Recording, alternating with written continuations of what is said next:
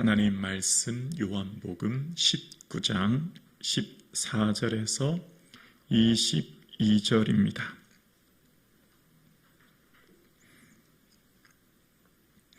오늘 나에게 주시는 하나님의 말씀을 함께 고백드리겠습니다. 이날은 유월절의 준비리요 때는 제6시라. 빌라도가 유대인들에게 이르되 보라 너희 왕이로다. 그들이 소리 지르되 없이 하소서 없이 하소서 그를 십자가에 못 박게 하소서. 빌라도가 이르되 내가 너희 왕을 십자가에 못 박으랴. 대제사장들이 대답하되 가이사 외에는 우리에게 왕이 없나이다 하니 이에 예수를 십자가에 못 박도록 그들에게 넘겨주니라. 그들이 예수를 맡음에 예수께서 자기의 십자가를 지시고 해골 히브리 말로 골고다이라 하는 곳에 나가시니 그들이 거기서 예수를 십자가에 못 박을새 다른 두 사람도 그와 함께 좌우편에 못 박으니 예수는 가운데 있더라. 빌라도가 패를 써서 십자가 위에 붙이니 나사렛 예수 유대인의 왕이라 기록되었더라. 예수께서 못 박히신 곳이 성전에 가까운 고로 많은 유대인이 이 패를 읽는데 히브리와 로마와 헬라말로 기록되었더라. 유대인의 대제사장들이 빌라도에게 이르되 유대인의 왕이라 쓰지 말고 자칭 유대인의 왕이라 쓰라 하니 빌라도가 대답하되 내가 쓸 것을 썼다 하니라. 아멘. 예수님 당시의 로마는 세계 최강대국이었습니다. 예수님께서 태어나실 당시 아우구스토의 호정령에 의해서 예수님께서 그 고향으로 가셨던 그 당시 황제 아우구스토는 그가 통치하는 제국이 아시아와 유럽, 아프리카에 이르렀기 때문에 그때 당시 지중해를 마레 노스트리움이라고 표현하면서 우리의 바다라는 표현을 씁니다. 지중해가 우리 거라는 거죠. 그만큼 대제국 로마는 막강한 엄청난 영토를 소유한 국가였습니다. 예수님께서 지금 이 통치하고 계신 이 시대에 지금 황제인 가이사, 본명은 가이우스 율리우스 가이샤르라고 이야기하죠. 대항력 율리우스력을 도입했고 그래서 1년 365일 정한 데가 이때 아닙니까? 그래서 이 전의 황제들은 이 화폐에 동전에 신들의 형상을 그려 넣었는데 이 황제로부터는 자기 자신의 얼굴을 동전 앞면에 그려 놓고 뒷면에는 빅토리아 여신의 형상을 넣었다고 하지 않습니까? 그래서 가이사의 것은 가이사에게 그런 예수님의 말씀을 하셨던 것을 기억합니다. 그러니까 황제라고 하는 막강한 권력과 힘이 있다는 것을 알 수 있죠. 어느 누구도 감히 근접할 수 없는 막강한 권력과 힘을 가진 사람이 황제였고 그 황제의 임명을 받은 사람이 황제가 다스리고 있는 해외 영토에 속국으로 삼아서 그곳에서 파견된 사람이 총독이었습니다. 그 총독이 그 파견된 속국의 군인들과 함께 그곳에 치안을 담당했고 당시 소출의 10분의 1을 세금으로 징수했다고 하지 않습니까? 그러니까 그 당시에 황제가 파견한 총독은 치안과 행정, 재판을 책임지는 그 역시 막강한 권력을 갖추고 있는 최고 권력자였습니다. 그에 반해 이 로마 시대는 철저한 노예사회였습니다. 신분사회였습니다. 그러니까 귀족과 평민으로 나눠져 있었고 소수의 남성들에게만 로마 시민권이 부여되어 있었지 않습니까? 그래서 이때 당시는 개인과 국가의 노예가 소유되었는데 전쟁 포로라든지 이런 노예는 이때 당시 물건처럼 취급받았다고 하지 않습니까? 그때 당시는 세 부류의 도구가 있었다고 합니다. 말 못하는 도구, 그러니까 일반적인 도구였다고 하지 않습니까? 농기구처럼 쓰이는 것들. 소리내는 도구, 가축이었다고 하지 않습니까? 그 다음에 말하는 도구가 있습니다. 바로 노예였습니다. 노예는 결혼권도 없어서 그냥 주인이 결혼시키면 낳는 자녀들은 당연히 이어서 노예가 되는 하나의 그냥 재산 목록으로 들어가는 것이 노예였고, 근데 기원전 73년경에 스파르타쿠스라고 하는 노예 반란이 일어납니다.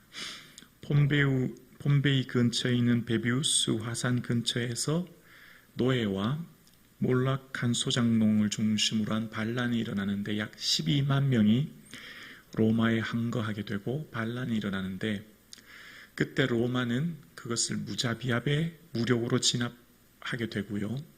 그때 당시 노예 6천 명을 아피오가도라고 하는 길 옆으로 십자가 형틀에 박아서 전시합니다. 무려 6천 명이나 되는 노예를 끔찍하게 십자가라고 하는 로마의 반란굴, 그 노예 같은 사람들을 죽이는 형틀이 십자가였는데 6천 명이라고 하는 엄청난 노예를 뽐보기로 십자가에 매달아 죽이게 됩니다. 그러니까 당시 십자가는 이 팍스 로마나라고 하는 로마의 그 무력에 의한 평화, 그 힘을 나타내는 하나의 상징이 된 겁니다. 그러니까 이 십자가 형틀은 벌거벗겨진 채 나무에 매달려 죽어야 했기 때문에 수치심과 함께 극도의 고통을 느끼게 하는 것이 십자가였습니다. 그러니까 지금 이 가이사 황제와 그 파견을 받은 빌라도 앞에 선 한 청년은 그 막강한 로마의 권력 앞에 무명의 청년일 뿐인 것이죠. 감히 근접할 수 없는 황제의 권력, 그리고 그가 파견한 로마 총독의 권력은 어느 누구도 막을 수 없는 힘이었습니다. 그에 반해 청년 예수, 나사렛 출신의 청년 예수는 그냥 그저 그런 마치 노예와 같은 취급을 받았고, 그래서 가로목이라고 하는 십자가 형틀을 지고 이 골고다 언덕까지 올라가게 되고, 그래서 손과 발에 십자가에 못 박혀 죽는 모습이 오늘 본문에 등장합니다. 그때 당시 로마에 비하면 청년 예수라고 하는 오늘 본문에 등장하는 나사렛 예수는 그냥 모든 사람들이 주목하지 않은 한 명의 무명의 청년이었을 뿐인 거지요. 빌라도는 지난 시간 돌을 깐 뜰이라고 하는 곳에서 재판전에 앉아서 재판했다고 이야기합니다. 그러니까 모든 사람들이 부러워하는 권력과 부를 가진 그에 반해 예수님은 그저 힘없는 무명의 한 청년, 십자가 형틀을 받는 한 죄수일 뿐이었던 것입니다. 그러나 그런 예수 그리스도께서는 하나님의 아들이셨고, 그 예수 그리스도께서 오늘 본문에 자기 십자가를 지고라고 하는 표현이 등장합니다. 바로 17절인데요. 우리 17절 함께 보실까요?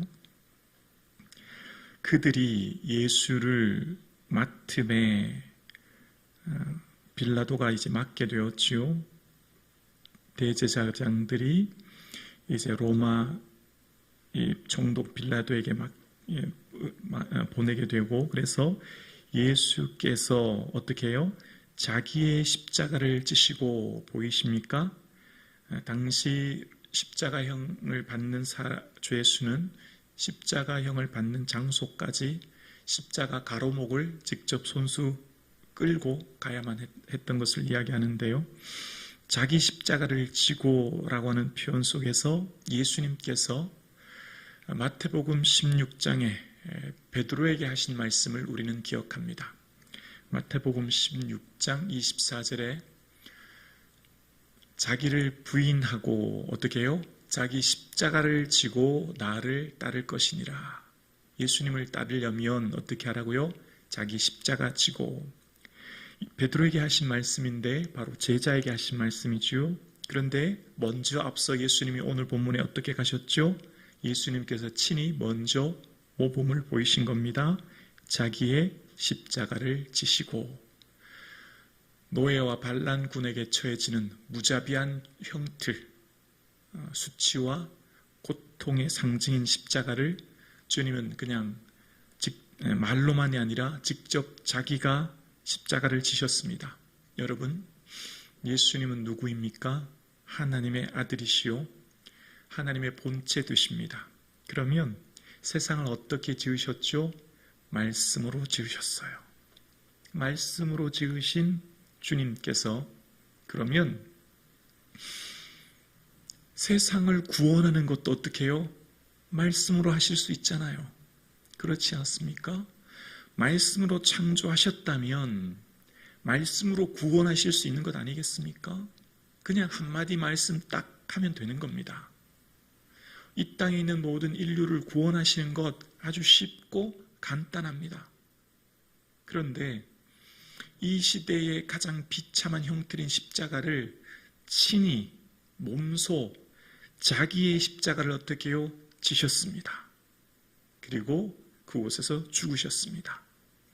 말씀으로 하실 수 있는 그 십자가를 자기 자신이 직접 지시고 죽으심으로 십자가에서 죽으시사 부활하셨습니다. 예수 그리스도께서 친히 하나님의 아들이시지만 자기를 비우고 낮추고 복종하사 십자가를 지신 이유가 뭘까요? 내가 이처럼 십자가를 진 것처럼, 내가 이렇게 십자가 지고 가는 것처럼 나를 따라오려고 하는 제자들, 나를 따라오려고 하는 사람들은 이처럼 자기 십자가를 져야 한다 보여주시기 위한 것이었죠. 말씀으로만 가르치신 것이 아니라 몸소 행함으로 가르치셨고, 우리도 말씀으로만 주를 믿는다, 입술로만 주를 고백하는 삶이 아니라 몸으로, 삶으로 살아내는, 믿음은 입술을 넘어 삶인 것을, 믿음은 단순한 입술의 고백을 넘어 삶으로 내야 된다고 하는 것을 말씀으로 우리에게 요청하고 있는 것이지요. 그래서 행함이 없는 믿음은 죽은 것이라고 하는 것을, 우리의 삶을 통해 직접 예수님 가신 그 길을 우리도 걸어가야 된다고 하는 것을 몸소 보여주신 주님의 모습을 오늘 우리는 발견하게 됩니다. 오늘 우리는 예수님께서 십자가를 지신 이 땅에 오신 사순절을 묵상하고 있습니다. 이 사순절은 관념으로, 머리로, 추상적으로, 기억으로만 생각하는 사순절이 아니라, 관습적으로 또다시 돌아오는 사순절이 아니라 예수 그리스도의 그 십자가를 내가 몸소 행함으로, 나도 주의 십자가를 짐으로, 나도 그 길을 감으로 이 사순절을 보내는 절기입니다. 그래서 이 사순절 절기는 단순히 머리로만, 추상적으로만, 관념적으로만 알고 지내는 사순절이 아니라 우리의 삶으로 내 자신을 복종케 하며 내 삶을 주께 드림으로, 내 자신을 십자가에 못 박음으로, 나의 정과 욕심을 십자가에 못 박음으로 주님 가신 그 길을 걸어가는 것이 바로 이 사순절입니다.